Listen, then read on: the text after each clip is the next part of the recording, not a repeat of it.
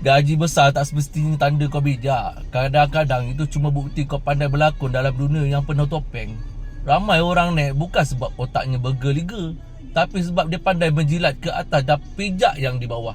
Ada pula yang pandai bercakap macam tahu semua benda, padahal kerja dia cuma ambil nama atas usaha orang lain je.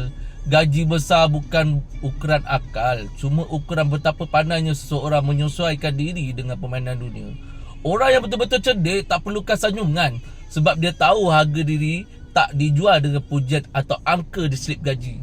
Dia bekerja dengan hati, bukan dengan ego. Tapi yang kononnya berjaya ini baru merasa duit lebih sikit, terus pandang rendah pada orang lain, seolah-olah dunia ni takkan berpusing balik. Dia lupa nasib boleh berubah, pangkat boleh hilang dan wang boleh lenyap bila-bila masa je. Tapi kebijaksanaan sebenar tak akan pernah luntur, sebab dia bukan dibina atas harta, tapi atas maruah. Jadi kalau kau bangga sangat dengan gaji besar tapi perangai kau kecil, percayalah, dunia mungkin tunduk sebab kedudukan kau, tapi manusia takkan pernah hormat sebab nilai kau kosong. Bijak bukan dengan cara kau naik, tapi pada cara kau berdiri tanpa jatuhkan orang lain. Gaji besar tak buat kau mulia, cuma tunjuk sejauh mana dunia sanggup bayar untuk topeng yang kau pakai setiap hari.